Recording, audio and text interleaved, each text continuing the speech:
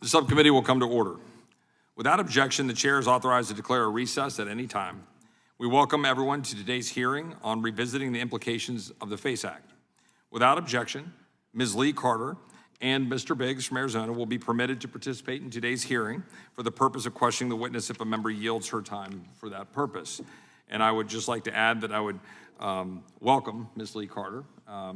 We remember your mother's participation in and contributions to this subcommittee, and we look forward to having you participate here today.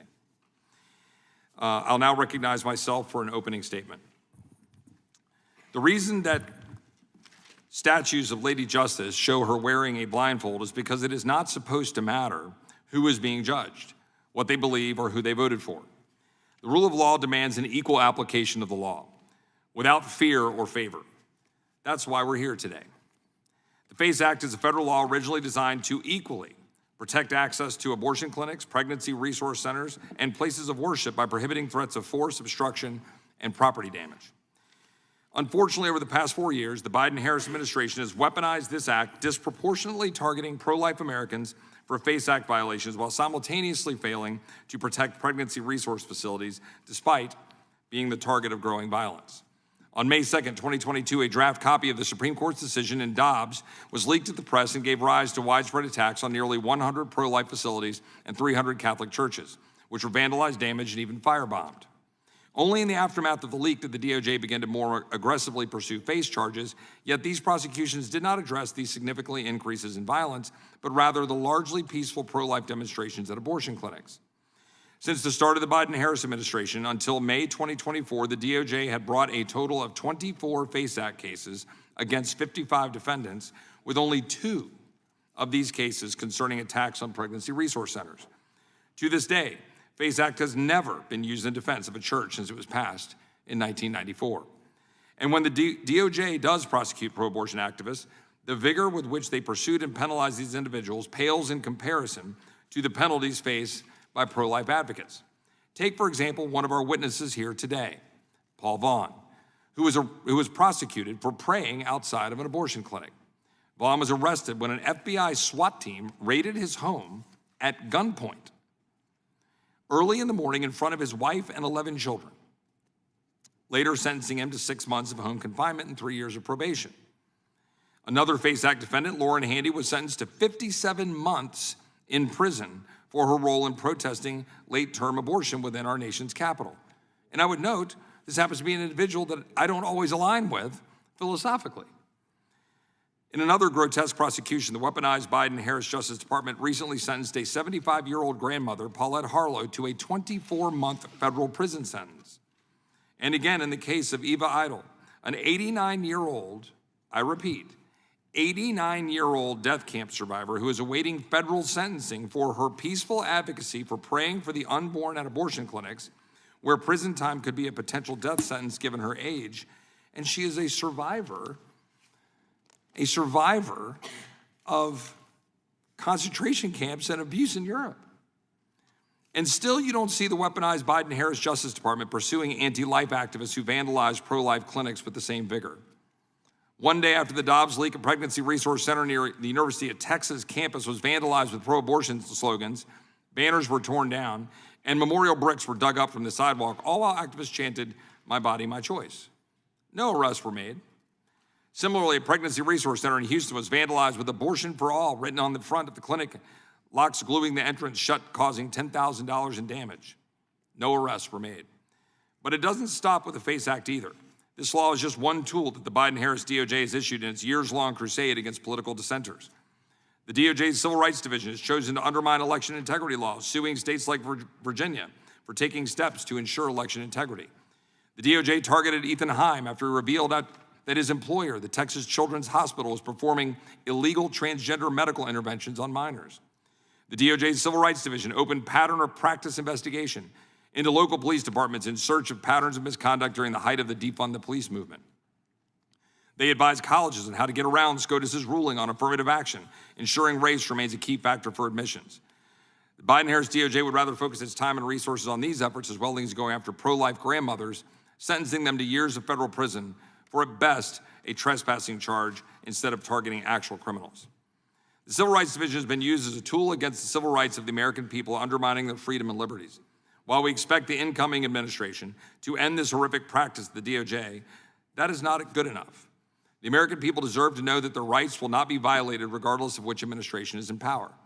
It is long time for Congress to address this weaponization legislatively. The Republican Congress must start to ensure that future weaponization is not possible by passing the legislation H.R. 5577 to repeal the FACE Act. And it's not enough to merely end Biden-era discrimination. We must act to reverse these wrongful imprisonments, reuniting families who've been collateral damage of this administration. The Trump administration should consider pardoning and commuting the sentences of FACE Act defendants who have been victims of this targeted harassment. Unequal application of the law is not truly law. It is tyranny imposed on those who didn't have the power by those who do have it. That's contrary to everything we believe as Americans. I thank our witnesses, some of whom know these abuses all too well, for being here today to address the need for fundamental and permanent reforms at the Department of Justice. I now yield to the ranking member for her opening statement.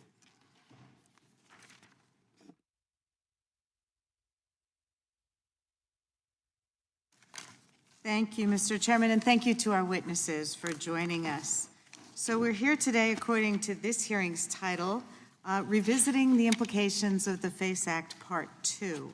Part 1 occurred in May 2023 under the chairmanship of now Speaker Johnson. And during the intervening year and a half, things really haven't changed that much. We continue to see heightened political violence concerning reproductive rights, particularly by right-wing extremists. We continue to see the House GOP's efforts to claim disproportionate enforcement under the FACE Act, all while ignoring the disproportionately greater number of attacks against reproductive health care facilities that provide abortion care. And we continue to see our GOP colleagues ignoring facts and pushing a false narrative of selective enforcement in order to form a pretext for repeal of the FACE Act. What's become clear in the intervening months is that this attack upon the FACE Act is part of a coordinated, extreme, anti-choice agenda that seeks to gut reproductive rights and effectively ban abortion care in the United States. That agenda is outlined in the extremist conservative manifesto called Project 2025, which was rolled out just weeks before Part 1 of this hearing. Unless our Republican colleagues once again deny any connection between Project 2025 and their actions, we should note that both parts of this hearing have parroted the false narrative of Project 2025, claiming selective enforcement against anti-abortion advocates on page, I believe it's 568 of Project 2025. And each of today's majority witnesses have close ties to Project 2025. Ms. Hawley is an anti-abortion lawyer and senior counsel at the Alliance Defending Freedom, the ADF, which is a Project 2025 advisory board member. Mr. Vaughn's arrest under the FACE Act for blockading a reproductive health care facility for which he was convicted by a jury is cited, it was on page 558 of Project 2025. I do have to correct the chair's statement that Mr. Vaughn was arrested for praying at that facility. In fact, the record is quite clear. His arrest was for blockading the facility, not praying. And Mr. Crampton, of course, was Mr. Vaughn's attorney in that case. So they all have close ties to this manifesto. So in revisiting the FACE Act today, our Republican colleagues are really just giving themselves another opportunity to signal their support to the extremists plotting to criminalize or block access to abortion across the country. And the only thing that's changed since the first iteration of this hearing is public awareness of the deeply unpopular plans outlined in Project 2025. Over the past year and a half, House Republicans have attempted to cloak their unpopular agenda with misleading claims that their policies will support women, children, and civil rights. But those claims have repeatedly turned up empty, because the truth is every step they take towards a nationwide abortion ban drastically undermines the health and well-being of American women and children. And furthermore, it violates women's rights to make their own personal medical decisions without politicians invading their doctors' offices and their private business. The Freedom of Access to Clinic Entrances Act, or FACE Act, protects facilities providing access to abortion and other reproductive health services, as well as places of religious worship, protects them from the use of force, threats, intimidation, or physical obstruction. The record from the subcommittee's hearing on this topic in May of last year is clear. There's no credible evidence to support Republican allegations that the FACE Act is being selectively enforced. Even so, if our colleagues were actually concerned about that, you'd assume they'd be calling for stronger and broader enforcement of the FACE Act. Instead, our subcommittee chair and 47 other House Republicans have introduced legislation to repeal the FACE Act. Actions speak louder than words, and with that action, the motivation here is very clear. In repealing the FACE Act, they would invite every anti-abortion extremist to use violence, threats, intimidation, to block access to abortion services everywhere, even in states where it's legal. A nationwide ban in practice, if not in law. Congress passed the FACE Act in 1994 in response to 2 decades of escalating violence, intimidation, and blockades against abortion providers and their patients. The need for this protection was extremely clear as the House Judiciary Committee and the Senate Labor and Human Resources Committee detailed numerous incidents in their respective committee reports of abortion providers being subjected to horrifying threats, including murder. Dr. David Gunn was murdered by an anti-abortion extremist outside a clinic in Pensacola, Florida in March 1993. The House report on the FACE Act noted that Dr. Gunn's murder was the tragic culmination of years of threats, blockades, and personal attacks. In addition to threats against providers, both committees detailed incidents where abortion clinics were the targets of arson, bombings, chemical attacks, and blockades by anti-abortion extremists that resulted in sometimes severe injuries for doctors, clinic workers, volunteers, patients, and others. Today, the FACE Act remains an important deterrent to political violence regarding reproductive health care. Since January 2021, the Department of Justice has brought 25 FACE Act cases involving 57 defendants. And yes, those cases have involved both abortion providers and anti-abortion facilities. And of course, we must condemn all political violence and threats of violence, whatever the beliefs or motivations of those who engage in it, and regardless of who the target may be. But it remains that abortion providers and their patients are actually the ones who face higher levels of violence. And to the extent there's a disparity in FACE Act prosecution, that disparity is a reflection of the facts. A 2022 report from the National Abortion Federation, which we introduced into the record in Part 1 of this hearing, confirmed that anti-abortion violence is escalating in the wake of the Dobbs decision. That report detailed that there was a 100% increase in arsons and a 20% increase in threats of death and harm against clinics and providers as compared to 2021. There was also a 229% increase in stalking from 2021 to 22, indicating an increase of reports of providers and patients being followed as they entered, exited, traveled to, or traveled from clinics. Moreover, that report noted that after the Supreme Court issued its decision in Dobbs, clinics in states where abortion remains legal saw a disproportionate increase in violence and disruption. This escalating violence is part of an anti-abortion extremist campaign to achieve by extra-legal means what they've been politically unable to do since Dobbs, which is to enact a nationwide abortion ban. This decades-long effort, which the FACE Act has helped to de-escalate, involves intimidating doctors and providers from delivering necessary and often life-saving reproductive care, and denying access to healthcare facilities where women can exercise the freedom to make decisions impacting their own health and their family's well-being. Because as a leader of the anti-abortion group Operation Rescue said when asked during the FACE Act passage, if there's no one willing to conduct abortions, there are no abortions. Republican lawmakers are now trying to turn the FACE Act into yet another rallying cry in their culture war against abortion, blatantly politicizing a law that's about protecting Americans and keeping them safe. And in doing so, they knowingly enable dangerous and hostile rhetoric that threatens women's access to reproductive health care all across this country. And ultimately, that makes them complicit in the consequences of those actions. No one deserves to be denied medical care because of someone else's political or religious beliefs. Everyone deserves the freedom to provide or seek appropriate medical care without threats to their own safety. And all women deserve the freedom to work with their doctors to decide on and access the health care that's right for them. That's the America that I and my Democratic colleagues are fighting for, because that's the America our constituents deserve. I yield back. thank the ranking member. I would note that at least one thing that has changed since 2023, as the ranking member referenced saying nothing had changed, is we sent a letter to the Department of Justice. The Department of Justice responded in a letter. I'd ask that we consent that we insert that in the record. And without objection, we'll put it in the record, that confirms the numbers that I cited in the opening statement, that there have been 24 FACE Act cases against 55 defendants, obtaining 34 convictions, and of which only 2 were directed, as they say here, towards non-pro-life, directed towards something that isn't attacking pro-lifers. With that, I would ask the chairman if he would like to offer an opening statement. I think the chairman, only 2.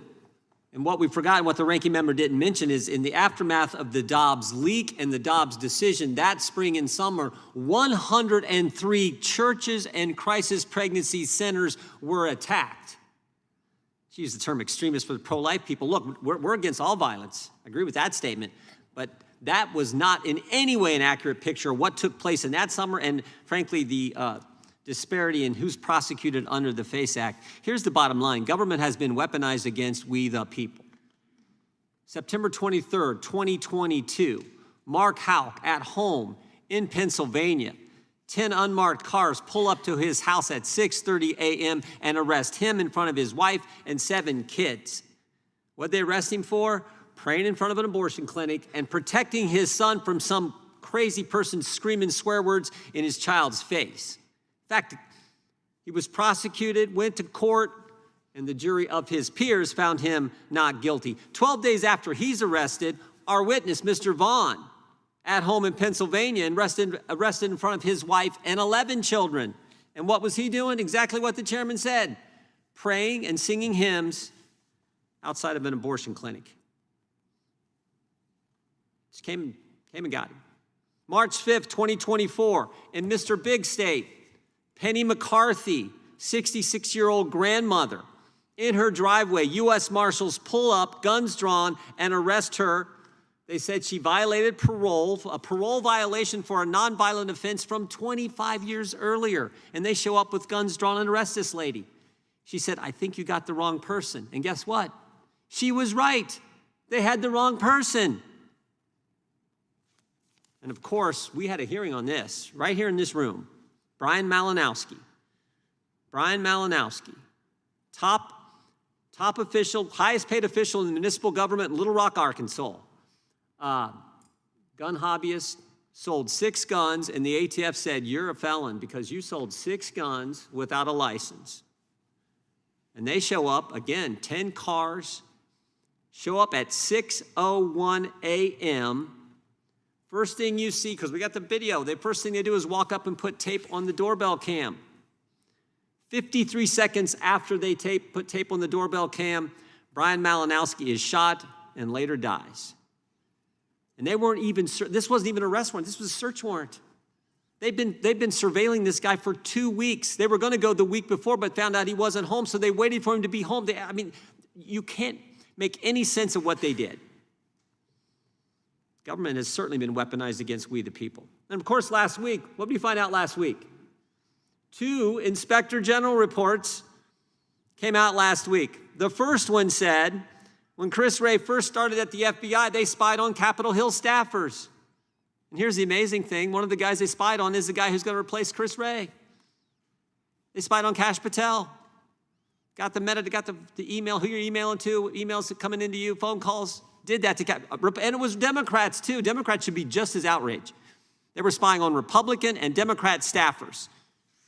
And of course, the second report that came out last week from the Inspector General, we find out that there were 26 confidential human sources here in the Capitol, at the Capitol. Well, some of them came in the Capitol. 26 of them on January 6th. 17 went in the restricted area, 4 went in the Capitol, 0 were arrested. And remember, confidential human source is a fancy name for spy. Spying on Americans that day. And we also know they spied on parents, right? Spied on moms and dad going to school board meetings. We know that. They set up a snitch line. You could report on parents. One of the FBI whistleblowers that came and testified in front of this committee, this Congress, told us he was sent to go get license plates from parents in the parking lot when they're at a school board meeting. Our government doing that. And of course, all this makes me wonder, are they spying? Might they be spying on pro-life activists? Other Americans who are concerned about the sanctity of human life, might they be doing that? Well, guess what? They tried that too. They tried that too, because we got the memorandum from the Richmond field office earlier this Congress. Page 4 of this memo says we now have new opportunities to mitigate violent extremism threat through outreach to traditional Catholic parishes and the development of sources with the placement and access to report on places of worship. Now that's fancy FBI speak for we're going to put spies in the parish, spies in the church. In America.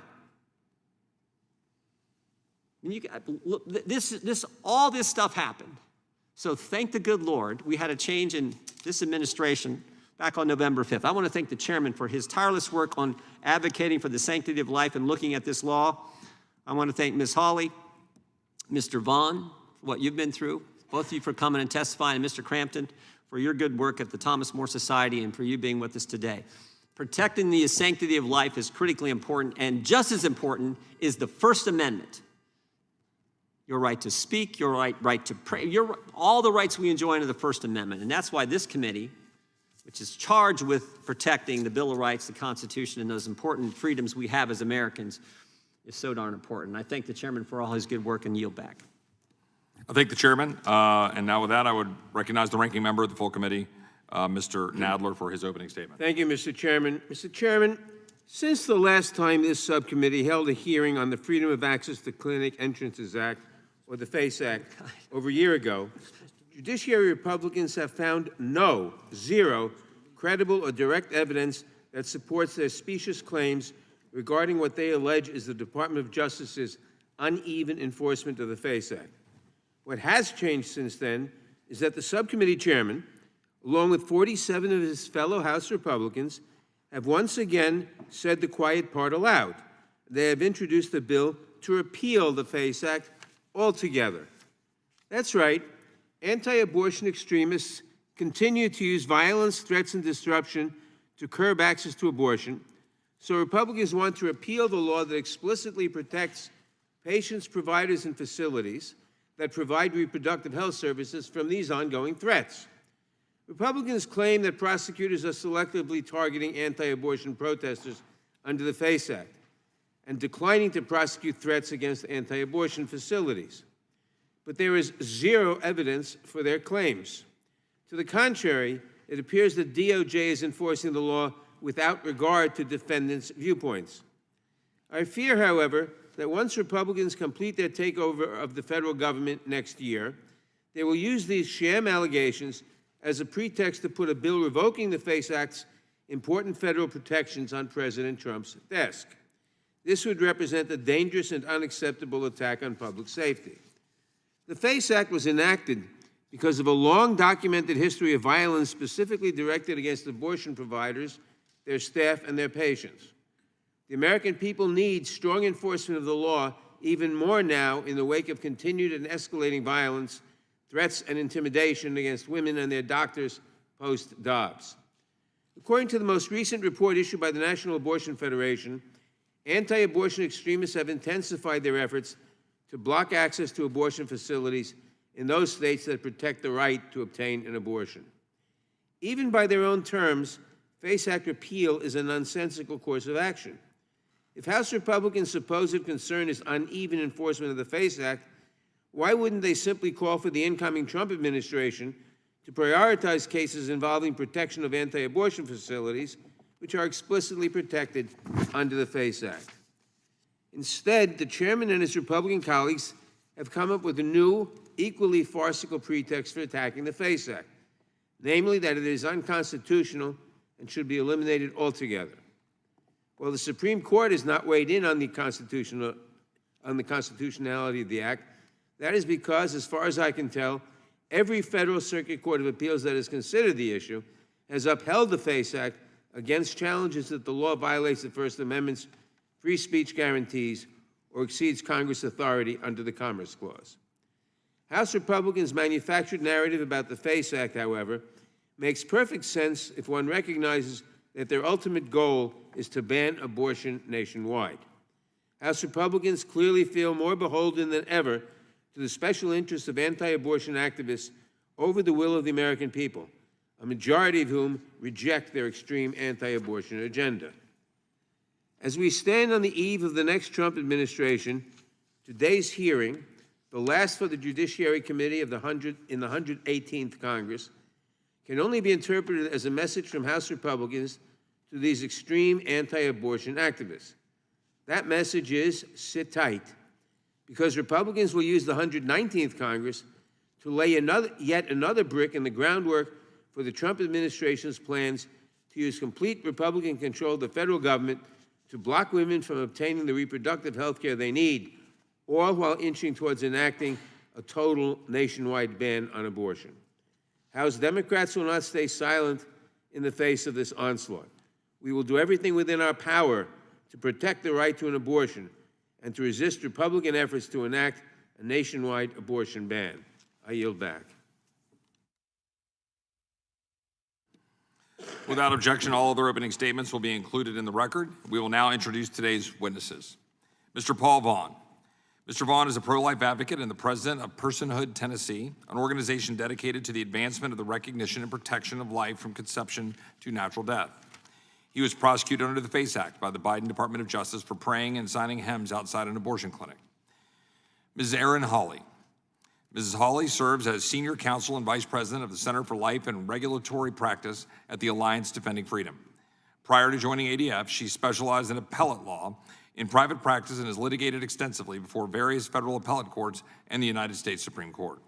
She also previously served as an associate professor of law at the University of Missouri, where she taught constitutional law, federal income tax, and other courses. Mr. Steve Crampton. Mr. Crampton is a senior counsel at the Thomas More Society, a nonprofit public interest law firm that focuses on cases involving individual liberty. He has more than 30 years of experience litigating religious liberties cases in both the civil and criminal justice systems. Professor Jessica Waters. Ms. Waters is an assistant professor of justice, law, and criminology at the American University. She also serves as the director of the American University School of Public Affairs Leadership Program. Her research focuses on higher education leadership, student success, and reproductive rights law and policy.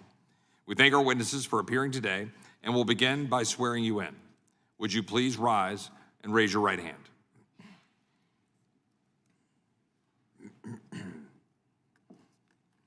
Do you swear or affirm under penalty of perjury that the testimony you are about to give is true and correct to the best of your knowledge, information, and belief, so help you God? Let the record reflect that the witnesses have answered in the affirmative. Thank you. Please be seated. Please know that your written testimony will be entered into the record in its entirety. Accordingly, we ask you summarize your testimony in 5 minutes. Mr. Vaughn, you may begin. And I would remind everybody to turn your microphones on before you speak. Chairman Roy, Ranking Member Scanlon, and honorable members of this committee, thank you for entertaining this important discussion today and allowing me to share our story with you. I'd like to speak to you about the DOJ's Project 2022 that happened October 5th at 7 a.m. in the morning when my house was assaulted, my wife and children were terrorized, and I was kidnapped at gunpoint by 4 armed men. I had just sent 3 of my children to the car so I could take them to school when the house began to shake from a loud banging near the front door. I heard men shouting on my porch, "Open up, FBI." The banging continued. As I looked out a side window to check the location of my children, I saw 2 unmarked SUVs with lights flashing, but I did not see my children. The banging continued, and I heard more shouting.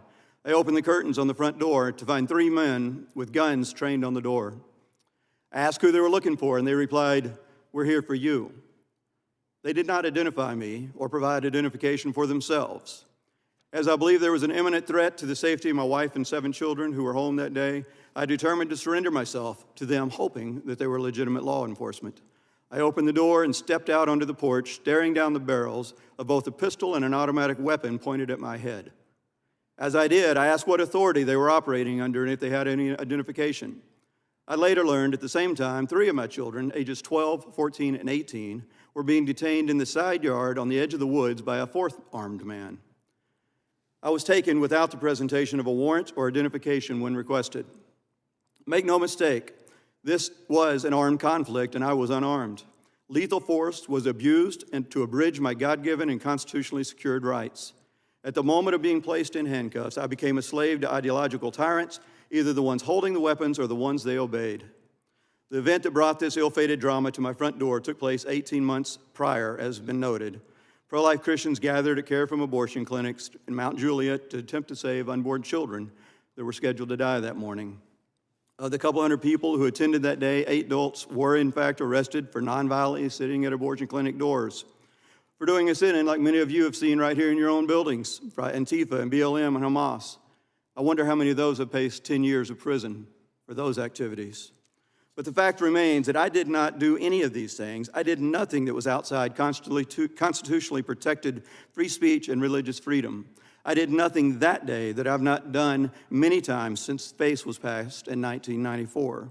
I did not sit in, I broke no laws, federal or local, and I was not arrested the day of the event. But yes, Member Scanlon, I did pray that day. I had talked with the police chief and lead negotiating team. I helped the police and the pro-lifers by messaging back and forth.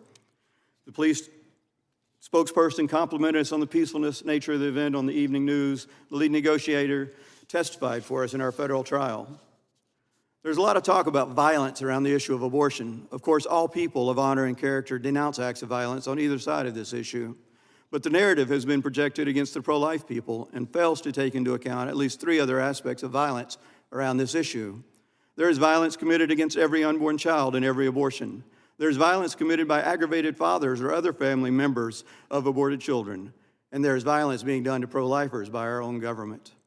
Any serious conversation about violence going forward needs to include these 3 facts. The FACE Act was ostensibly passed because of violence, but as my family knows very well, all it did was give violence the cover of law and place it in the hands of the government.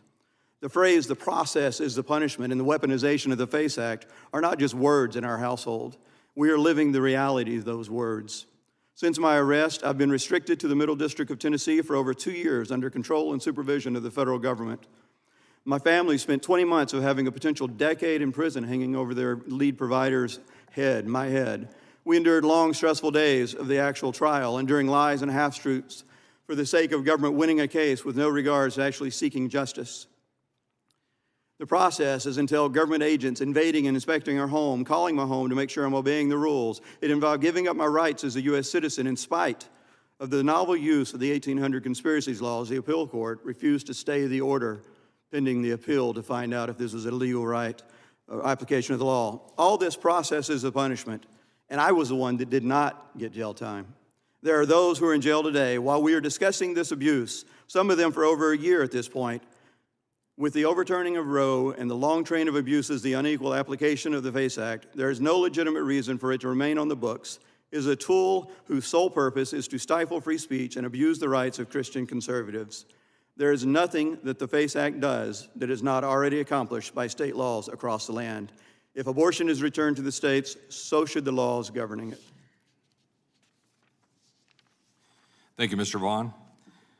Ms. Hawley, may you give your testimony. Good afternoon. Thank you, Chairman Roy, Ranking Member Scanlon, and members of the committee. One of the most enduring and crucial features of the American constitutional design is its commitment to the equal application of law. John Adams famously described the Republic as a government of laws, not of men, meaning that in America, the rule of law comes before politics. Yet the Biden administration has broken this promise. It has consistently put politics above the rule of law in its one-sided application of the FACE Act to target pro-life individuals. The text of the FACE Act is clear. Its protections apply to, quote, reproductive health services, which is broadly defined to include not only abortion facilities, but also pregnancy centers. The FACE Act also protects churches and other houses of worship from violence, vandalism, and intimidation. But instead of applying the FACE Act in an even-handed way, the Biden DOJ has weaponized the act to target pro-life advocates. Since 2001, it has brought criminal or civil cases under the FACE Act against 55 individuals, 50 of them pro-life. It has charged 24 cases under the FACE Act, but only 2 in defense of pregnancy centers. Since the Dobbs decision was leaked in May of 2022, there have been close to 100 pregnancy care centers that have been vandalized, spray painted, or firebombed. Yet only 8% of the Biden DOJ's FACE Act cases have been filed to protect pregnancy centers. Again, those 2 cases.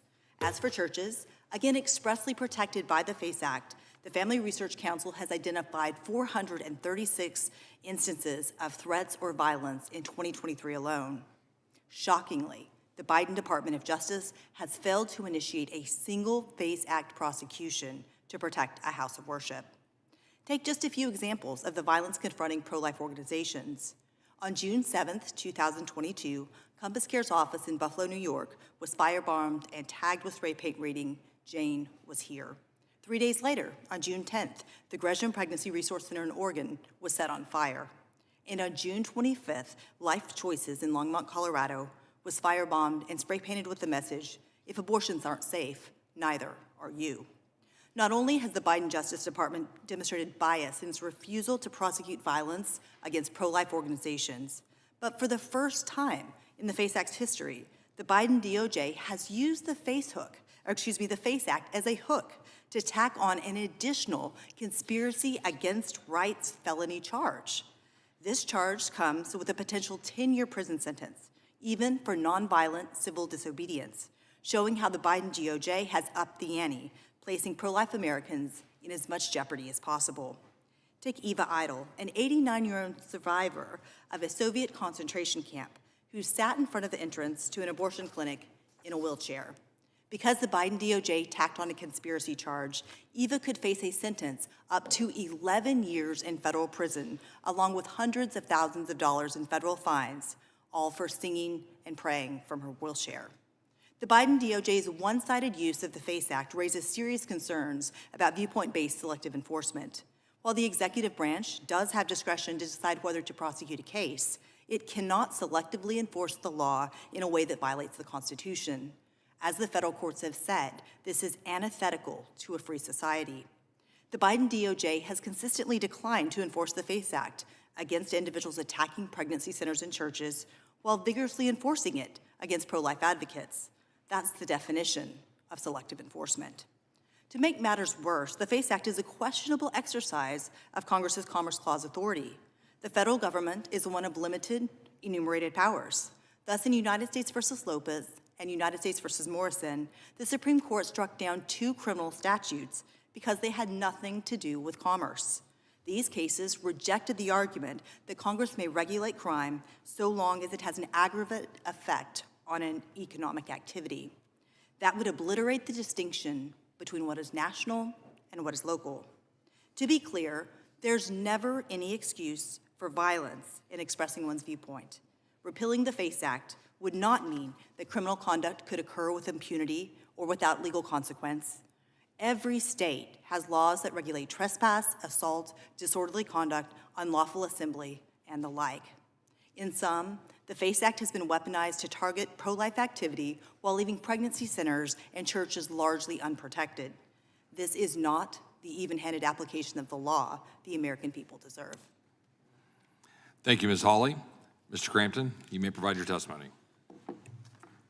Good afternoon, Mr. Chairman, Ranking Member, members of the subcommittee. Thank you for allowing us the opportunity to testify here today. My name is Steve Crampton. I serve as senior counsel for the Thomas More Society, a national nonprofit law firm championing life, family, and freedom. I applaud this committee for addressing this vital issue. As the title of this subcommittee suggests, the Constitution and limited government, both of which are keenly implicated in this issue.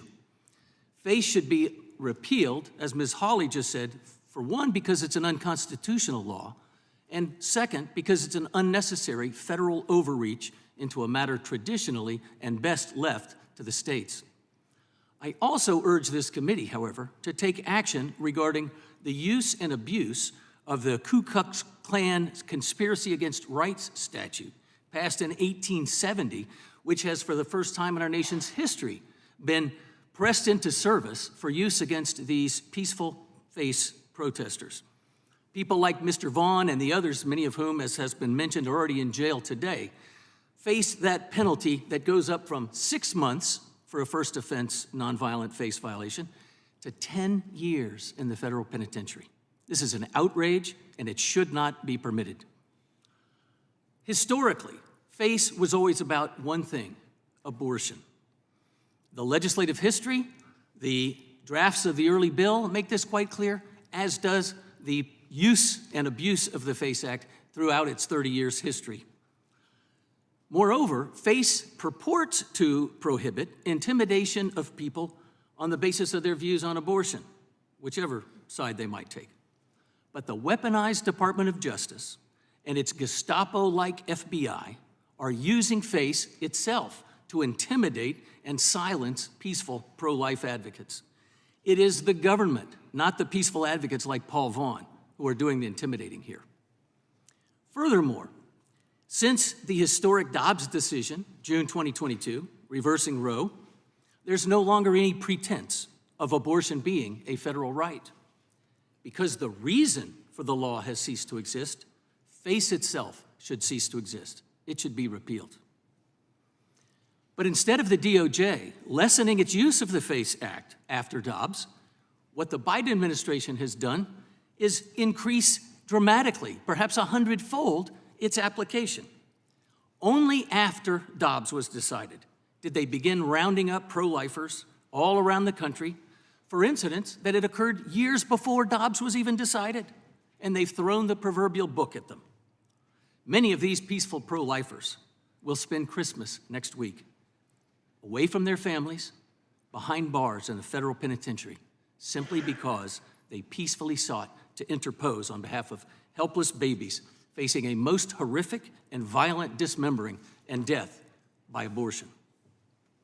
And while those who sought to protect babies in any means now are at risk under this administration, regardless of their proximity to an abortion clinic, pro-abortion zealots who firebomb churches and pregnancy resource centers are left free to carry on their campaign of terror at will, even though churches and the PRCs are theoretically protected under Phase 2.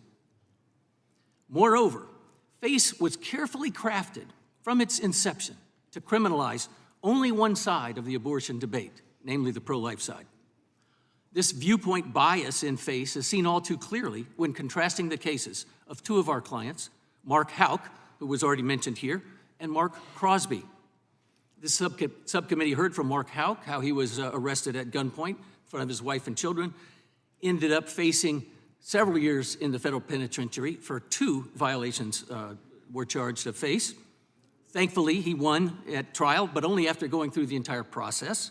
But contrast that case with that of Mark Crosby, 73-year-old pro-life advocate, brutally beaten on May 26, 2023, by a pro-abortion zealot outside a Planned Parenthood clinic in Baltimore, Maryland.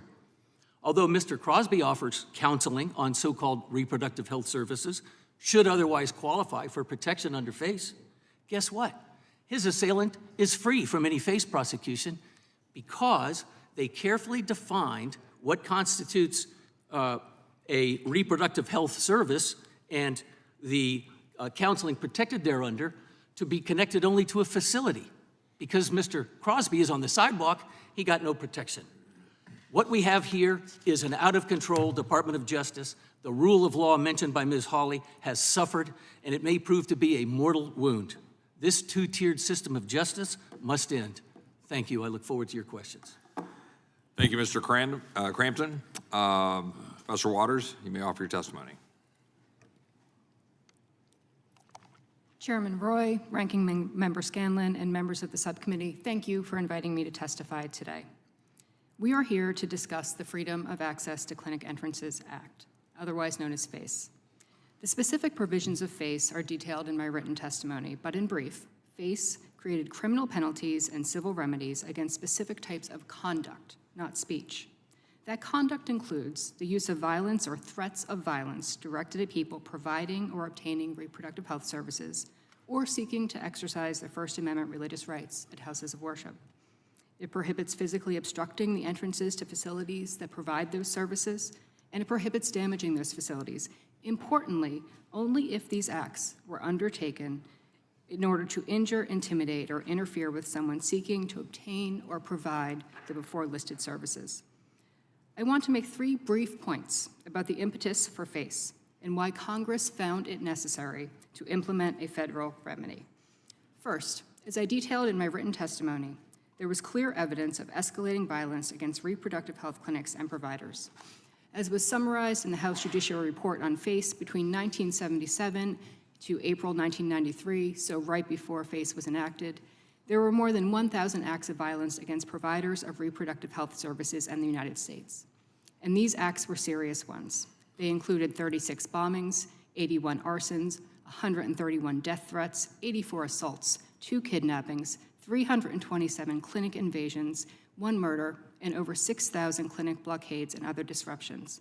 And while at the time of FACE passage, the documented surge in nationwide interstate violence was against providers and clinics that provided abortion care, Congress wisely made the deliberate decision to protect any reproductive health service facility or reproductive health service provider, regardless of whether they provide abortion care.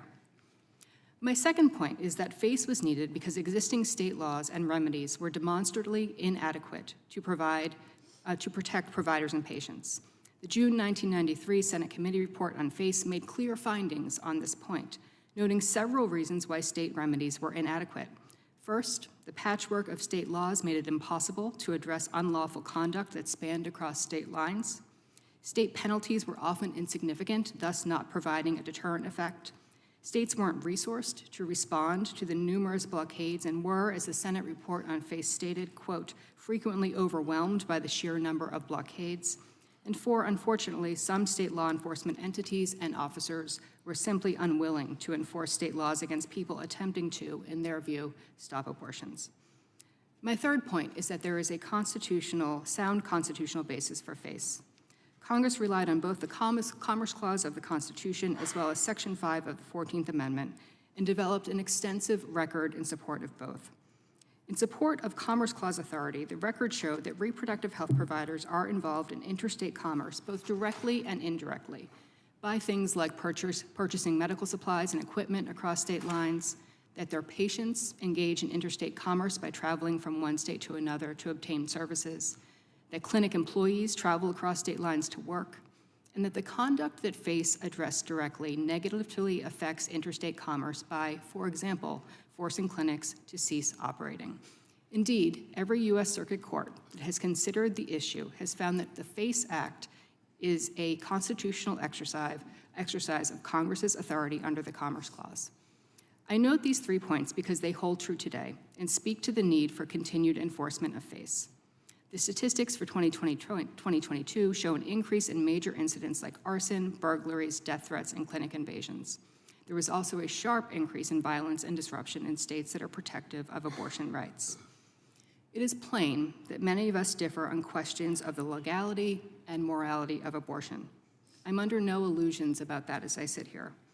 But where I do hope we do not differ is in our condemnation for vandalism, violence, threats against any reproductive health care facility, whether it is a pro-life facility, an IVF clinic, or a facility that offers comprehensive ranges of services, including abortion.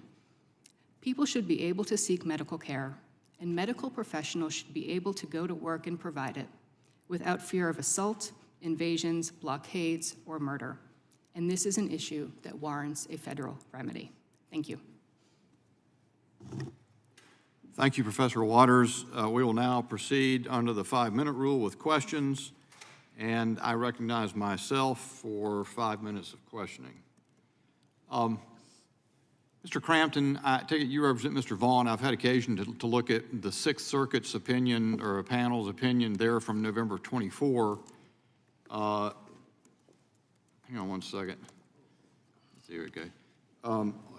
On I guess, an application to stay his sentence, and it, of course, went against you, Mr. Vaughn, but I find this piece to be very interesting at the heart of what I believe to be the issue here.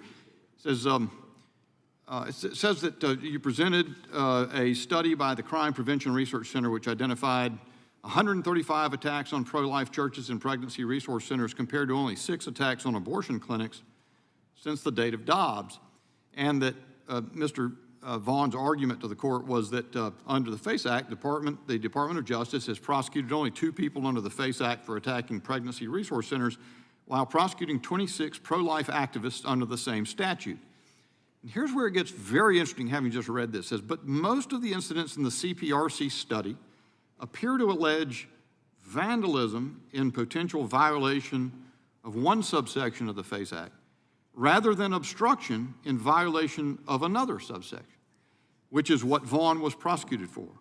And the government could exercise its discretion to prosecute obstruction rather than vandalism without violating the Equal Protection Clause. Now, as I just ran across that, I've been practicing law a long time. Well, I practiced till I got here. And that may, I guess I get the distinction being drawn, but when you consider that vandalism against pregnancy resource centers usually, almost always itself, is conveying a threat of force for people who may subscribe to the services of that clinic, there's no distinction whatsoever between those acts.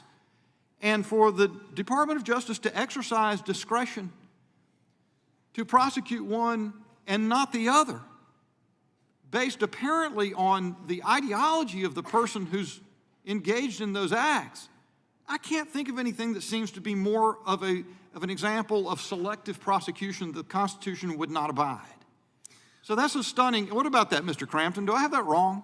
I think you have that exactly right, Mr. Congressman. The further distinction is, as you suggest, I would argue the vandalism actions are of a more serious nature than a sit-in. Moreover, they were more recent. Mr. Vaughn's actions took place in 2021. Those acts of vandalism took place in 2023 and 2024. So it's a very puzzling distinction that the court drew there.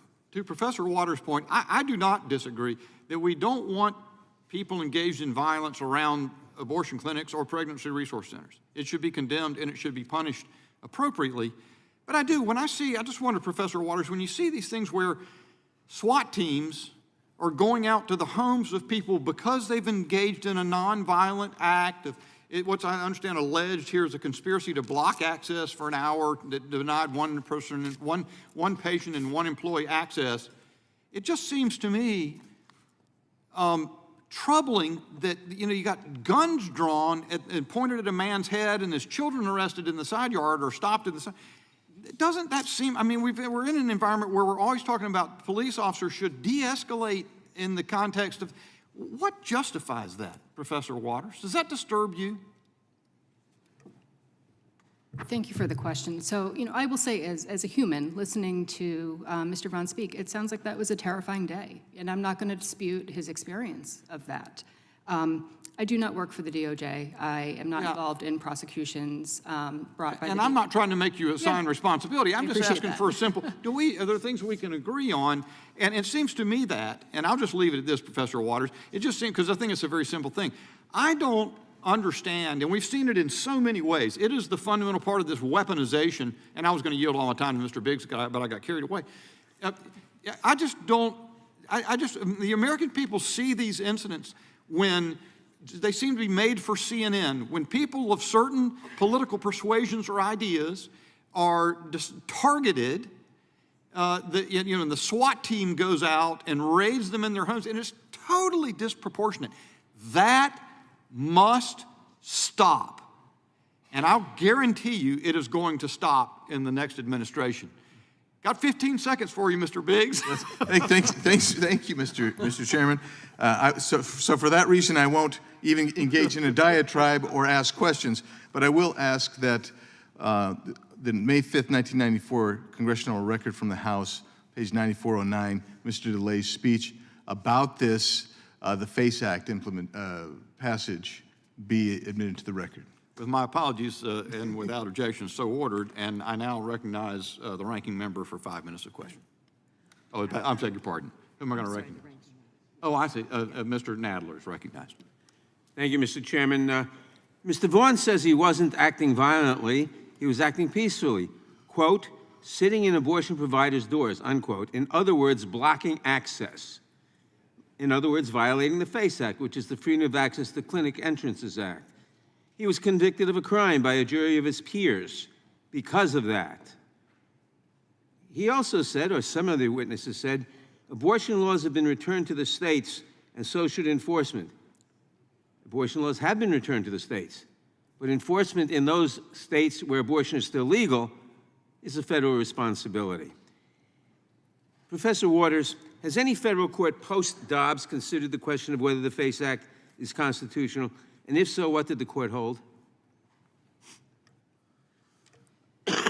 Thank you for the question. It's important to point out that every federal court pre-Dobbs that has considered the constitutionality of the FACE Act, whether it is a First Amendment challenge or a Commerce Clause challenge, has held that the FACE Act is constitutional. To my knowledge, there is one court that post-Dobbs has directly addressed the question of whether the FACE Act is constitutional, and that was actually in Mr. Vaughn's case. So the district court, the federal district court, in that case, on a motion to dismiss, held very squarely that in accordance with the prior precedent from many circuits, the FACE Act was constitutional and found that it was a valid exercise of Congress's Commerce Clause authority and also did not pose First Amendment. Thank you. How would you describe the effect that state abortion bans have had on interstate commerce, such as on the transit of persons across state lines? Yeah, it's somewhat ironic. When we think about a post-Dobbs world, what that has created is more interstate commerce. We know that in 13 states, abortion is almost completely unavailable.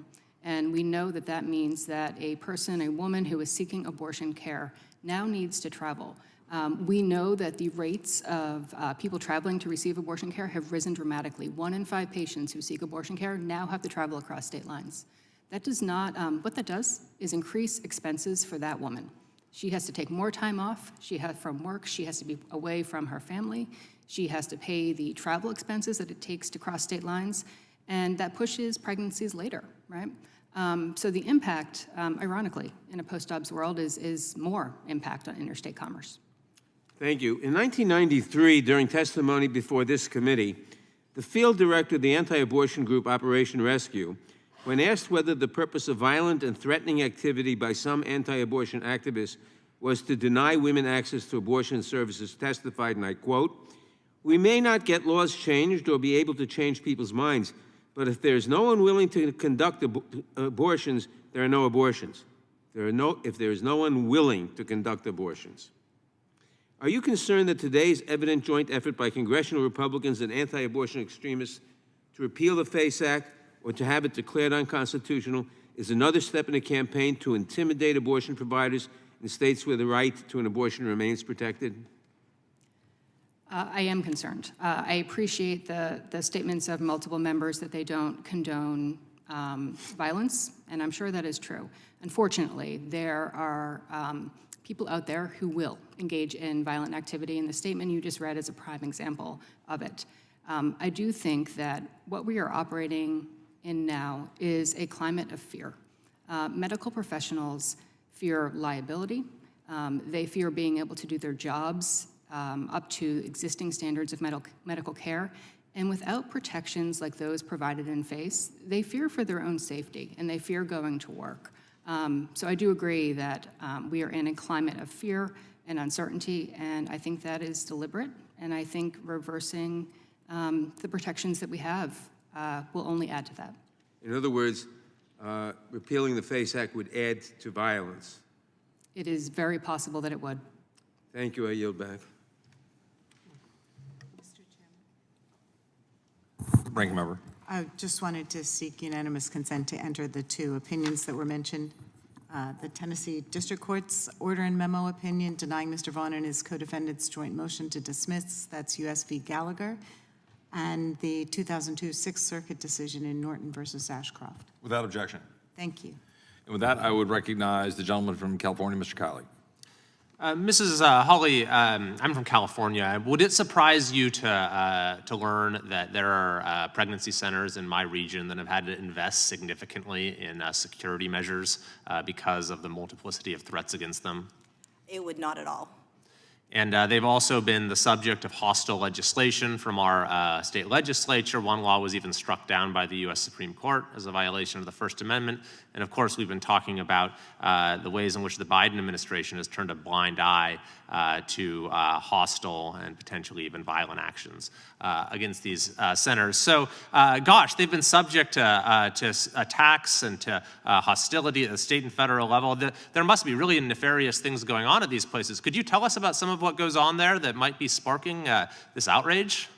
Sure. So pregnancy care centers are a strange target for ire. Pregnancy care centers are there when no one else is.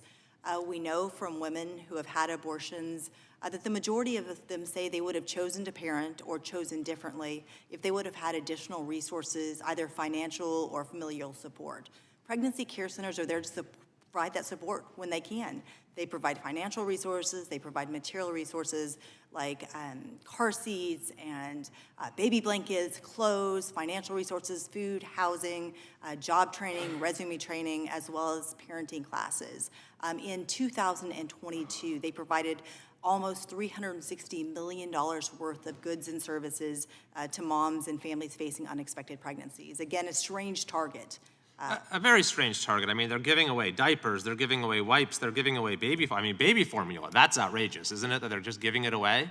I mean, what is driving this? It's really incredible that these centers that provide such critical services to people who are in need have been left in a position where they have to spend their own limited resources putting up a security fence or something like that in order to protect folks who go there. But on a separate note, in terms of the law here, is there any precedent for a law that, at least on its face, is neutral to be challenged on First Amendment grounds based upon this idea of selective enforcement? What would that look like, and has that been attempted here? Absolutely. There's a number of cases in federal court. I would point you to the Frederick Douglass Foundation case decided unanimously by a D.C. Circuit panel a year or two ago.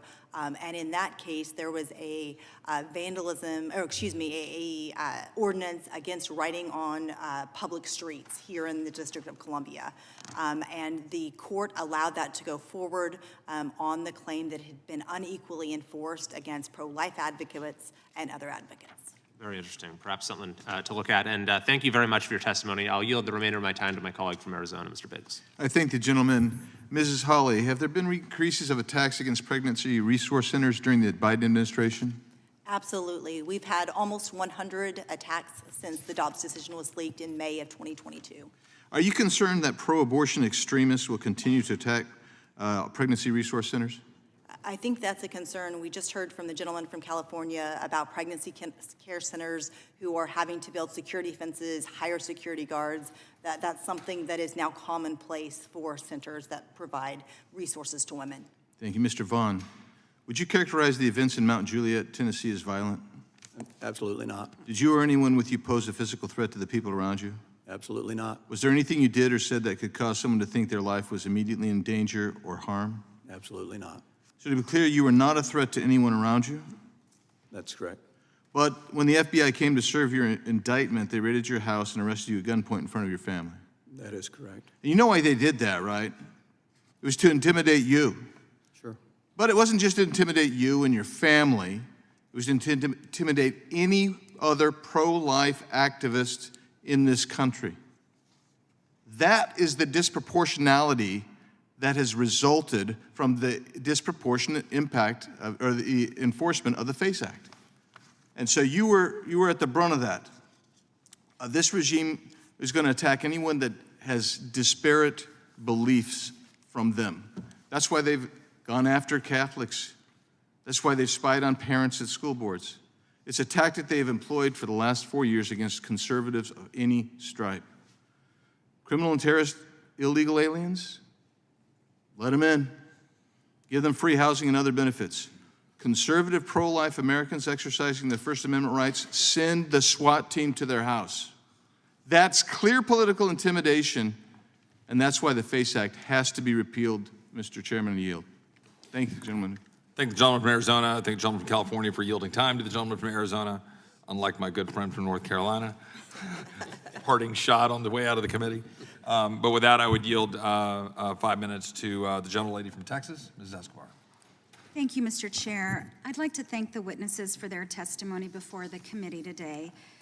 We are closing out business in the House Judiciary Committee this Congress with a hearing that's meant to set the stage for the continued hostility we can expect next Congress toward reproductive health care.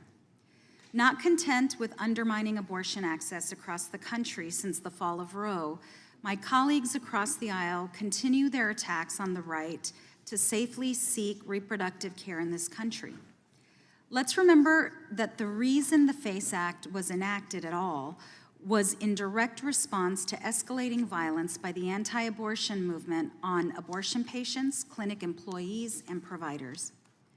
And I want to be very clear, I stand firmly against all violence. I don't condone any threats or intimidation. I introduced the Healthcare Providers Safety Act earlier this Congress, which would amend the Public Health Service Act to authorize grants to healthcare providers to enhance the physical and cyber security of their facilities, personnel, and patients. My bill would give providers the needed resources to ensure the safety of patients and that providers are able to continue providing essential reproductive health care. Reproductive health care providers, patients, and facilities are frequently the targets of violence and harassment, ranging from vandalism to online harassment to stalking, arson, and deadly attacks. Our providers deserve to care for patients, and patients deserve access to abortion care in safe environments. Ms. Waters, how can Congress build on the protections created by the FACE Act, and what steps can Congress take to improve or strengthen protections for patients and providers? And what other effective, or are there other effective methods to combat routine harassment and violence like the kind experienced by providers and patients at healthcare clinics? So I think it is important to note that while FACE does provide an important federal remedy that I would argue to your question that Congress needs to zealously protect, it does not preclude states from also enforcing remedies in their own state, right? So we need both of those things, and we can hold both things. Both things can be true, right? So I think it's incredibly important that Congress send the message that if someone is providing legal health care, which abortion providers and other medical professionals are in the majority of the states, they will be protected. They don't have to fear liability. They don't have to fear violence. They don't have to change their medical practice to try to comply with ever-changing laws. That's a message that Congress can send. I want to tell a very quick story to give voice to a number of constituents who reached out to me after the reversal of Roe. I heard story after story about women who were forced to terminate pregnancies because of the lack of viability of the fetus. And many of these constituents had to access their care at a clinic. And as they were mourning the loss of a child they badly wanted, but a fetus that if they carried to full term would threaten their own life, creating motherless children in their family, they had to walk. I heard stories about women having to walk past crowds of people screaming at them with photos that they did not want to see in that moment as they were trying to save their own life and be around for their other children, and could not adequately even mourn the loss of their baby's life because they were spiraling into shame because of what was about to happen. I think it's really important that these women's stories be uplifted, which is why I wanted to share it with all of you today. Ms. Waters, thank you so much for your response. I appreciate it. I yield back. Thank the gentlelady from Texas. I would now recognize the gentlelady from Wyoming for 5 minutes. Thank you, Mr. Chairman. Wyoming's lone facility performing procedural abortions opened last year in Casper. On a routine basis, pro-life Wyomingites pray, hold vigils, and participate in advocacy activities outside of the clinic. Advocacy to the clinic patients sometimes involves giving a woman a rose and informing them of alternative services offered at crisis pregnancy centers. Local reporting suggests that clinic employees are now claiming that this peaceful advocacy is harassment of patients and employees. The clinic is now escorting all of their patients to and from the building in response to these peaceful actions. And earlier this year, one of the clinic's escorts actually pleaded no contest and paid a fine for assaulting a member of the pro-life protest group. There is now an attempt to elevate the harassment allegations to the local government. Mr. Vaughn, does the situation in Casper, Wyoming that I just described sound similar to your case? It does. And do you think prayer and peaceful advocacy are violations of the law, or are they instead activities that are secured by the First Amendment to the United States Constitution? They are both First Amendment protected activities and activities of love and seeking to help others. Have you experienced these attempted mischaracterizations of your peaceful activities as being criminal or violent in some way? Right here in this very hearing. We heard it just today from the member of the ranking member on the Judiciary Committee. Could you please explain and clarify what happened in your circumstance? Thank you for the opportunity. I was not sitting at any door. I was not standing in any door. At no time did I block anyone. My only activities were praying and talking with the police officers and relaying messages back and forth between the two parties. Okay. And do you think that the pro-abortion individuals who seek to misrepresent lawful activity as violence, that they're doing so because of the current administration's misapplication and unequal enforcement of the FACE Act? I think there's an element of that. I think as a nation, we need to be able to communicate. And as long as we sit here looking at each other face to face and we're not able to communicate and honestly represent facts, what hope is there for the news to get actually out to the people at the clinics? And I would just add that the people going and seeking abortion, as Ms. Escobar told her story, that is a tragic thing. And if they stopped and talked to someone out at the clinic, what they will find is loving help and people that would take them to a crisis pregnancy center or offer some other solution to help if it's possible. And if it's not, then they would find someone that might pray with them and encourage them. But they would not find someone, if they stopped and engaged in a conversation and actually listened, someone yelling or screaming or abusing them verbally, and certainly not physically. You know, those who hate wisdom love death. And I think that that's part of what we're dealing with here. And I think that goes, Ms. Hawley, to your statement about how you find it so utterly bizarre that crisis pregnancy centers have been the target of protests and activities and vandalism, when all it is that they're offering services and support to individuals in need. And I'm with you. I think it's such a bizarre target, but I think it demonstrates that this isn't necessarily a discussion about the FACE Act or the First Amendment or protecting constitutional rights or civil liberties. I think that there is a pro-abortion agenda that has been pursued, especially by this administration, that doesn't make sense. And I think that the abuse of the FACE Act is an attempt to criminalize the free thought and the ability for people to, as you say, peacefully protest. It's a sad day in America when someone who is praying or attempting to have that kind of a conversation that you're describing can be arrested years later for that behavior. Based on your experience with the FACE Act, Mrs. Hawley, do you think that the pro-abortion community is aware that the Biden-Harris administration is selectively applying the FACE Act against the pro-life community? So I think it probably is, and I would point you to several press conferences that the Attorney General Gupta held.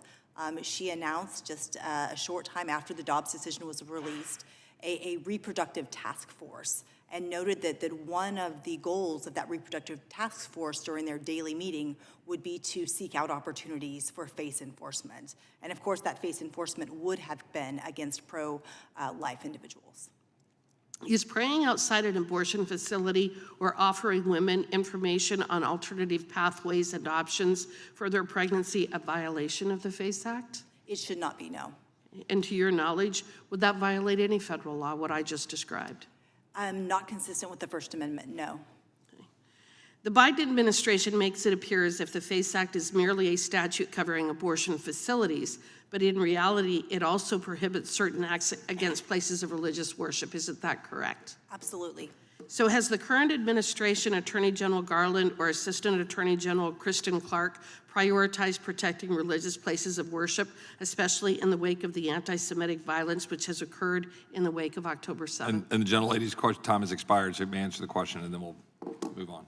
Thank you, sir. Not at all. The Family Research Council identified 436 attacks on churches and houses of worship just in 2023. There have been zero prosecutions under the FACE Act for that violence and threats. Well, thank you, and thank you for your indulgence. With that, I yield back. I thank the gentlelady. I'll now recognize the gentlelady from Vermont for 5 minutes. Thank you, Mr. Chair. I want to thank the witnesses for being here today. I know you're all very busy people. Before I get to my statement on the topic at hand, I have to start by saying, words absolutely matter. And Mr. Compton, earlier, you likened the FBI to the Gestapo, to Nazis. And that kind of rhetoric is not actually helpful in this debate. The Gestapo operated without any civil restraints. Its actions were not subject to judicial appeal. Thousands of citizens, including Jews, trade unionists, political clergy, and others, simply disappeared into concentration camps, one of those being my grandfather. The political arm of the Gestapo could order prisoners to be maimed, tortured, murdered. There was no legal process. And the Gestapo, under Adolf Eichmann, organized the deportation of millions and millions of Jews to concentration camps. Now, I understand that you feel passionately about this issue. I do, I understand that. But your use of the word Gestapo is inappropriate, it's offensive, and it's uneducated. And I urge you, as you continue your work, to cease using this terminology. Because I think what we're trying to do here is actually elicit testimony that is helpful to get us to a better place. And I don't think that that is helping. Professor Waters, if the Justice Department were to stop enforcing the FACE Act, or if it were no longer law, could you describe for people, because that's really what these hearings are about, describe for people what effect that would have on access to abortion care and other reproductive rights?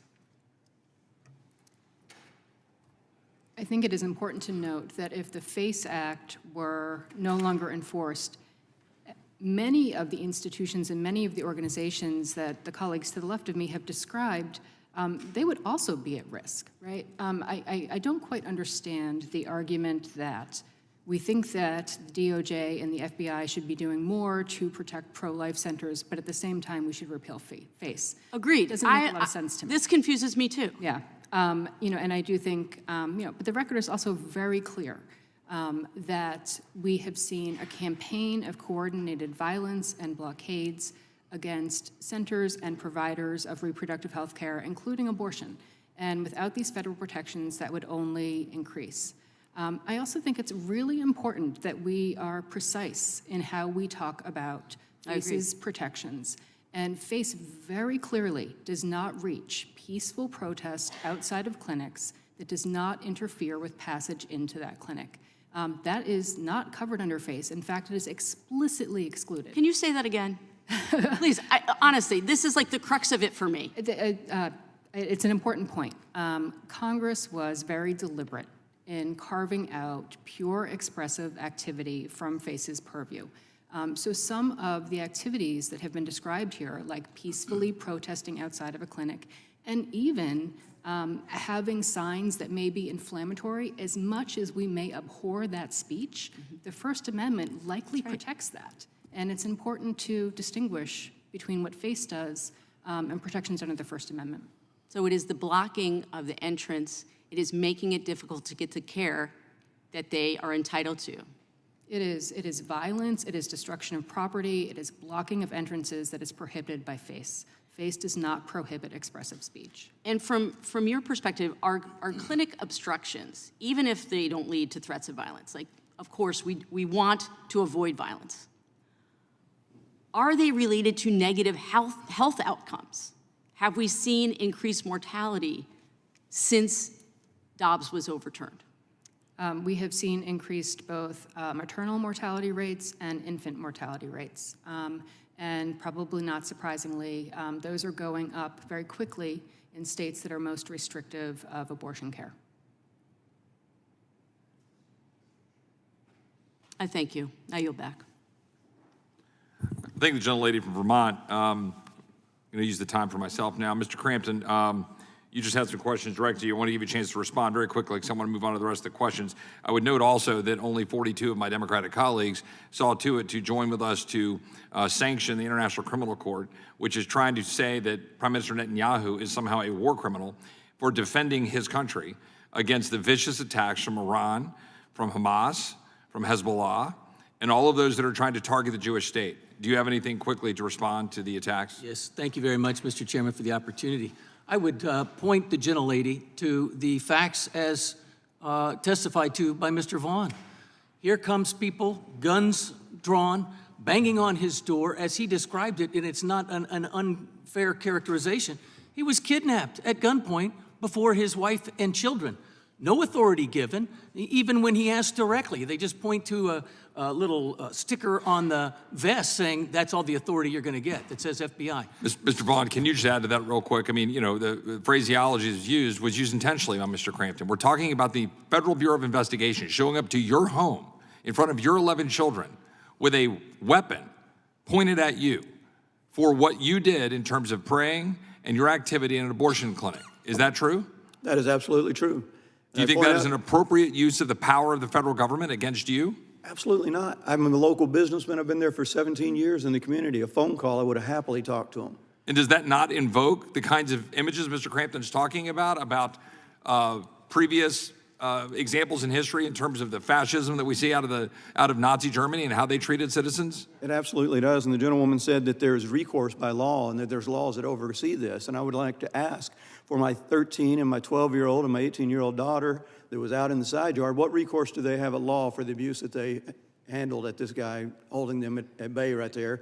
And also by the same department of the FBI in Tennessee that 2 months later shot a guy in his own living room. And as a reminder, an internal investigation. Who's investigating the investigators? And as a reminder, Mr. Vaughn, you were there because, as I understand your position, you believe life begins at conception. You believe you're protecting and praying for life, correct? That's absolutely So your great sin, that the tyranny of the federal government was brought to bear against you at your home with a weapon in front of your 11 children, was because you want to protect a human life. That is correct.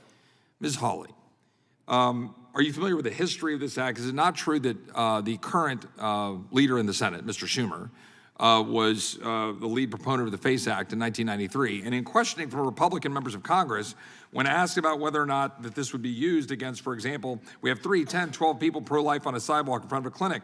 People cannot get by. Police came and lift them up, put them in a paddy wagon, take them away. Are they subject to a felony? Mr. Schumer said no. Yet here we are. Can you shed light on the extent to which the truth is, notwithstanding what Professor Waters said a minute ago, that what we're dealing with here is the conflation of the existing statutes and the things that go back to the Ku Klux Klan Act, and that we now have a situation under the federal civil rights conspiracy that they're blending these together to target people intentionally, that they're using this and targeting it intentionally so that they can go after people with punishable by up to 10 years in prison. Can you add some context to that, Ms. Hawley? Absolutely. So the FACE Act comes with several different sort of levels of punishment. For a first-time nonviolent offense, there's 6 months in jail. A subsequent nonviolent offense might get 18 months in jail. But if you tack on a conspiracy to violate civil rights, you get 10 years. And take Eva Edel. For sitting in her wheelchair, she was blocking the entrance, but sitting in the wheelchair, blocking the entrance, singing and praying hymns, she is subject to 11 years in federal prison and hundreds of thousands of dollars of fines. So what we're talking about here, as I mentioned to Mr. Vaughn, Mr. Vaughn, do you have something you wanted to add there? No. That Mr. Vaughn is facing this kind of persecution. He's not alone. We've talked about Ms. Idle. And to be clear, this conflation of the statute, had that ever been done before, prior to Kristen Clark? Not until the Biden administration, no. So this administration took the unprecedented act of merging these together so they could have a federal conspiracy to target very specifically pro-life activists. So I think the numbers here speak for themselves. Again, 55 individuals have been subject to prosecution under the FACE Act. 50 of those have been pro-life. There have been 26 FACE Act civil and criminal prosecutions. Only 2 of them have been in protection of pregnancy centers. And just to finish here, do you think that's an appropriate use of federal authority to say target Mr. Vaughn or say Ms. Idle, who had been in Yugoslavia and effectively gulags and now at 89 years old is being targeted by the government of the United States? No, as John Adams would say, we are a government of laws, not of men. The Supreme Court has been clear that selective enforcement based on viewpoint is unconstitutional.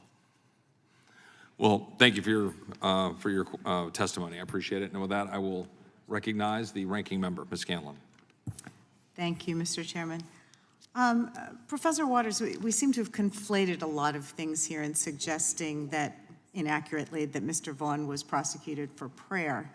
You noted in your testimony that the FACE Act explicitly distinguishes between protected expressive speech and unlawful conduct. And we've talked a lot about what's expressive speech, but the unlawful conduct includes things such as obstructing access to a clinic, does it not? That's correct. FACE explicitly makes clear that obstructing access to a reproductive health services clinic or a place of worship is a violation of FACE. And Mr. Chairman, I would like to have unanimous consent to introduce the press release when Mr. Vaughn was convicted, 6 defendants convicted of federal civil rights conspiracy and freedom of access to clinic entrance for obstructing access to reproductive health services in Tennessee. Without objection. And also a USA Today article saying Tennessee man arrested for blocking access to abortion clinic, not praying. Without objection. Thank you. Recent data, Ms. Waters, from the National Abortion Federation shows that violence and threats directed towards abortion providers and their patients have risen. Can you speak to this escalating trend, and particularly in light of this increasing threat to reproductive health services, does the FACE Act continue to be a relevant tool to protect doctors, nurses, patients, and volunteers who are seeking or providing abortion care? It continues to be a relevant tool to protect anyone who is providing reproductive health care services, including abortion care. What we have seen is reports of escalating violence and more numerous violence, including things like blockades, happening particularly in states that are protective of abortion care. As I noted earlier, women seeking abortion care in many states now have to travel to states where abortion is legal and it is safe. And because they are having to engage in that traveling, I think there has been a deliberate campaign to target some of the clinics where abortion care is still available. Well, and in fact, the case that Mr. Vaughn was involved in, although he purports to say that he was simply praying, the jury rejected his argument and actually found him and his fellow protesters to have been guilty of actually obstructing folks in this clinic for a period of 3 hours. And the conspiracy element came from the fact that these folks came from all over. It was actually part of an organized effort in Tennessee where his incident occurred, as well as other places around the country. Is that correct? It is my understanding that people traveled from several different jurisdictions and that there was indeed a conspiracy charge in this case. We've also heard repeatedly that basically there is not any enforcement or a blind eye being turned. I wanted to seek unanimous consent to introduce another DOJ press release just from a few months ago. 3 defendants plead guilty to civil rights conspiracy targeting pregnancy resource centers. Without objection. Okay. Finally, to the extent that our colleagues are concerned about excessive use of force, I mean, that's something that Members on our side of the aisle have been very interested in preventing excessive use of force in a variety of contexts, but that's certainly not an issue exclusive to the FACE Act, and perhaps that's something we need to pursue on another day. So with that, I'd yield back. I thank the ranking member, and with that, I will recognize the gentleman from California, Mr. McClintock. Thank you. Mr. Chairman, Professor Waters mentioned the cases of violence and vandalism directed at abortion clinics that gave rise to the FACE Act, but I think she left out all of the cases of violence and vandalism that were directed at churches and pregnancy centers, and that's what convinced Congress to make FACE even-handed and to protect both sides of the controversy. Am I correct, Ms. Hawley? That's absolutely correct. The plain text of the FACE Act applies to pregnancy centers. To everybody, of both sides. There's no right to impede a person's access to abortion clinics or pregnancy centers or churches or any other lawful pursuit. There's no right to vandalize those facilities or threaten to the people who use them. And there is every right to peaceably assemble to express one's political or religious beliefs. So I've got no problems with the FACE Act on its face, so to speak. As I read it, it forbids blockading abortion clinics and churches. As I read it, it protects the right of individuals to peaceably assemble. So what am I missing here? So I'm afraid that the promise of equal application of the FACE Act has really been a false one. As Chairman Roy discussed, there have been 55 individuals prosecuted. Okay, so is that the fault of the act itself, or is that the fault of the way the act is enforced? That specific concern is the fault of the enforcement. Okay, that's what I thought. Yeah, I heard Mr. Nadler say that, well, instead of repealing the FACE Act, and I'm not the least bit sure that we should, Republicans ought to urge the Trump administration to prioritize enforcement of the FACE Act on behalf of pro-life activists. Well, I find this just as offensive as prioritizing enforcement of the FACE Act on behalf of pro-abortion activists. Both courses are deeply destructive to the rule of law and to the concept of equal protection of the law. This is the reason justice is always depicted as being blindfolded, because it shouldn't matter what anyone's personal opinions are. The laws are to be applied equally to all. I hope I misunderstood what the ranking member said in his prepared remarks, because it seems to confirm the complaint that this law is susceptible to political abuse. In fact, he sounded like he was encouraging us to abuse it, which I find bizarre. So, if we're to slant enforcement of the law, depending upon who's in power, it seems to me we've lost the fundamental principle of equal justice under law. And this problem, I think, is not limited to the FACE Act, though. It's, we've seen selective enforcement in the different treatment between, say, George Floyd rioters and January 6th rioters, or the Lois Lerner's selective enforcement against Tea Party activists a few years ago. Should we perhaps, instead of looking at repealing the FACE Act, look at clearly defining what selective enforcement looks like and then applying criminal or civil penalties to such conduct? So I think that could be a good first step, and I agree wholeheartedly that the FACE Act, as is every criminal statute, should be applied even-handedly. That's the promise of our republic. I would say... Because it's being administered by people with political biases, that's perhaps not always going to happen.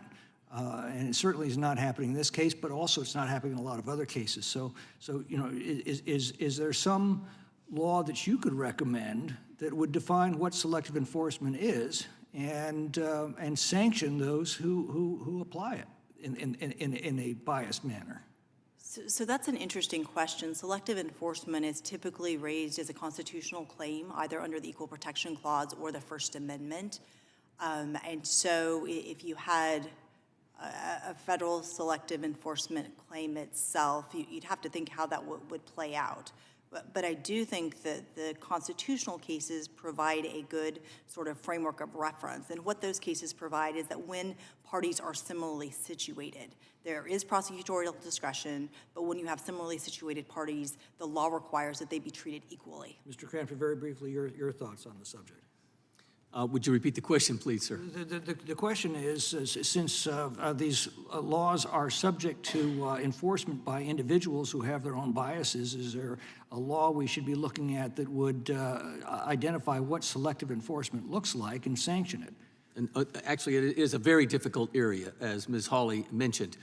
The selective enforcement case law, the precedents are frankly not entirely consistent, and there is, because of the discretion afforded prosecutors across the board, a great deal of disagreement as to when that's too far and they've transgressed the constitutional limits. It's frankly a matter for the courts, and we really do need more clarity in that area. I can't point you to another statute or a law that would help Any at further this point. thoughts you have on that, I'd be interested in hearing. Thank you. I thank the gentleman from California. With that, I'll recognize my friend from Texas, Mr. Hunt. Thank you, Mr. Chairman. Weaponization, two-tiered justice, prioritization. What do these words have in common? They describe the unspoken policy of the Biden administration when it comes to justice. And you can apply this unspoken policy to any Biden administration agency. For weaponization, Biden weaponized the DOJ to go after a former president for political purposes. But he said Trump was undermining democracy. For two-tiered justice in the classified documents case, Biden directed the FBI to raid Mar-a-Lago, yet gently browse the classified documents that were sitting in President Biden's garage. For prioritization, Biden's FEMA department in Florida only helped storm victims who didn't have Trump signs in their front yard. Think about that. So, it should come to no surprise that we're talking about another example of weaponization, two-tiered justice, and prioritization in today's hearing. We're here today to talk about the DOJ's selective enforcement of the FACE Act. It is aimed at ensuring equal protection for both pro-life and pro-choice movements. Under the Biden administration, I'll let you guess whether the pro-life or pro-choice activists have been charged with more crimes. The FACE Act has been the law of the land for the last 20 years, and the Biden's DOJ in just 4 years has brought over a quarter of all FACE Act prosecutions. There are many examples, but I will highlight an egregious example.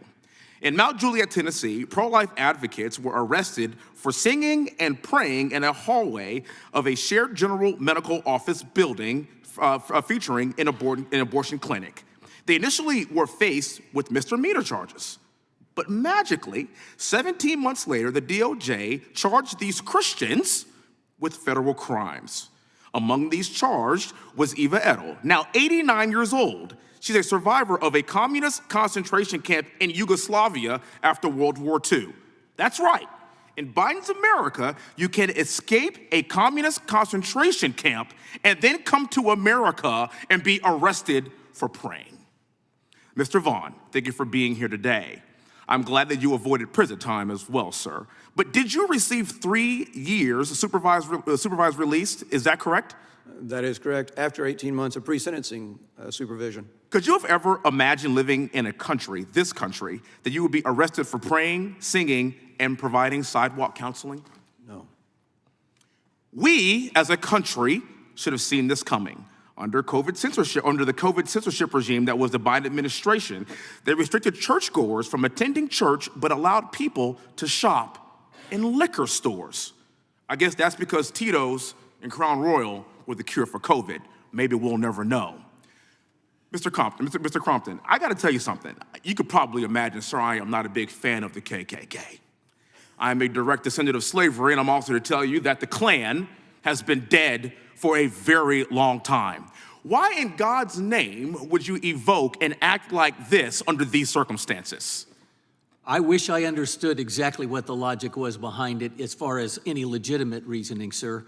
What I do know is Sanjay Patel authored an article in 2022 for the DOJ's own internal kind of a law review magazine where he laid out why he suggested they use it, and he was the first one to use it as the prosecutor in the District of Columbia case, and that was because it would increase the penalty.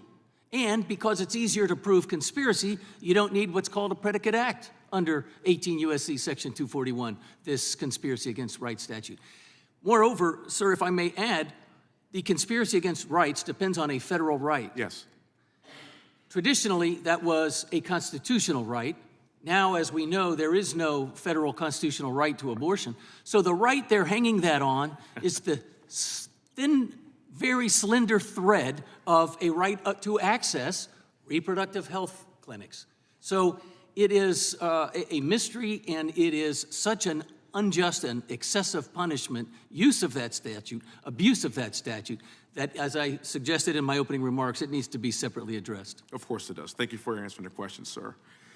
The selective prosecution of FACE Act violations is a two-tier justice at its finest. The Biden administration, Attorney General Merrick Garland's persecution of their political opponents is real and is pervasive. They painted January 6 protesters out to be violent criminals, yet President Biden pardoned his son, Hunter Biden, and many other actual felons because they were on his side of the aisle, period. Peaceful January 6 protesters are in jail while violent criminals are pardoned and roam free. And thank God they're going to get out of here on January 20th. I could guarantee you that. Merrick Garland surveilled parents at school board meetings who were simply expressing their right to free speech. Garland, however, did nothing about Antifa while cities in this country were being burned to the ground. Biden has been on the wrong side of justice every single time, and we know it. The American people know it. We've expressed our sentiments just last month, and I can assure you we will have justice back in America on January 20th. Thank you all very much for being here. I thank the gentleman from Texas, his time having expired. I would ask consent. I've been receiving correspondence from folks from all over the country asking us to repeal the FACE Act and stop what's happening to people like Mr. Vaughn and like Ms. Idle, and I would ask unanimous consent to insert this into the record. Without objection, is the gentleman from Ohio seat recognition? I was hoping for 5 minutes of questions. Sir? Imagine that. No, I appreciate it. Mr. Vaughn, so the day that you were at the, you were praying and singing at the clinic, did the local police show up? They did. And were they called by the clinic? They were. Okay, so I want to get all the facts straight. And maybe you did this in your opening statement. I apologize. I had to step out a couple times here during the hearing. So you're at in front of an abortion clinic. You're praying and singing. You were on the public sidewalk. It was inside. It was a multi-use building. We were in the hallway of a public building. Okay. Outside the doors of the abortion clinic. And there were other people with you? Correct. Yeah. And you were charged with conspiring to stop people from going into the clinic and their rights, as Mr. Crampton was just talking about. Correct, yes. Now, what did you do? Did you physically push anyone, hold anyone back? Did you lock arms with your co-conspirators, or what'd you do? No, I did none of that. None of that. I kneeled and prayed on the side of the hallway at one point and sang hymns when they were singing. I interacted with the police department. The local police got a little agitated at one point, and they came and shoved a couple people. I walked back down the hallway with them and tried to ensure them these people were peaceful and keep peace, with the police department, and ultimately talked with the negotiator and the police chief, along with another member, and led to a peaceful resolution. People that wanted to be. No one was arrested that day? There were 8 people arrested. Were you arrested that day? I was not. You were not arrested that day? Okay. And then, what day was that? What day were you there at the clinic praying? That was March 5th. March 5th of what year? 22. I'm sorry, of 21. 21. Correct, yes. Because it's a year later, it just happens to be March 5th again, right? It's October 5th of 22. October 5th, excuse me. Yes. So a year later, that's right, October 5th. So almost a year later is when the federal police show up, the FBI shows up at your house. Correct, yes. Okay, in the interim, in that 11-month time frame, what kind of contact did you have with any law enforcement or any prosecutor, anything like that? None. None? None whatsoever. So you weren't arrested that day and other people were. You didn't do anything wrong that day. In fact, when there was some concern, you tried to de-escalate it. Correct. And nothing happens. Local police said that this Mr. Vaughn guy, he's doing the Lord's work, whatever they said. They didn't do anything. But then 11 months or 10 months later, the FBI shows up at your door. That's 18 months later, correct. They showed up hard and heavy.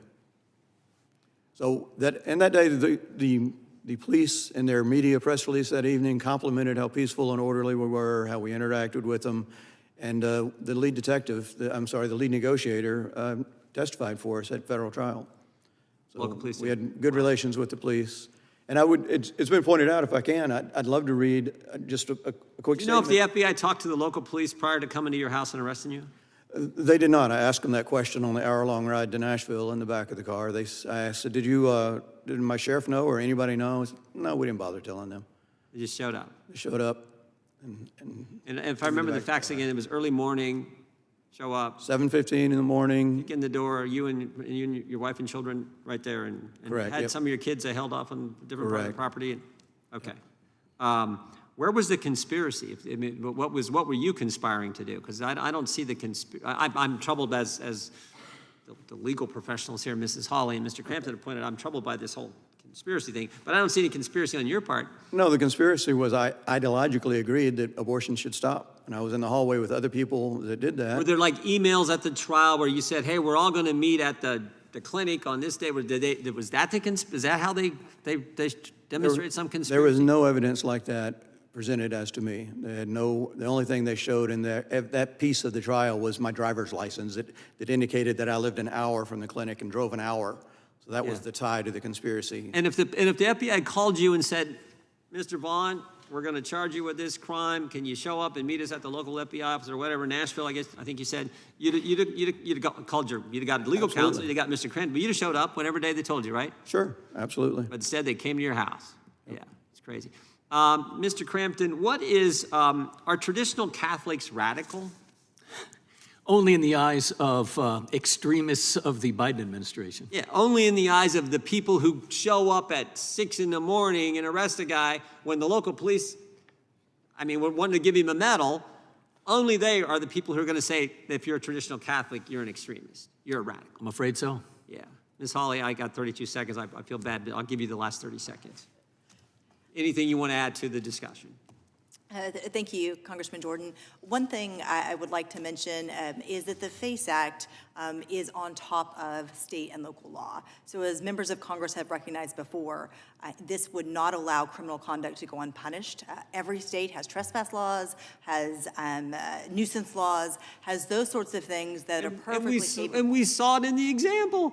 Exactly, and similarly with they arrested. Did any of the 8 people that the local police arrested, Mr. Vaughn, did any of them get charged by the FBI? How many of them? All of them? All of them. All of them. Okay, but They got double charged. They got local charges and federal. They obviously did something wrong. You did it.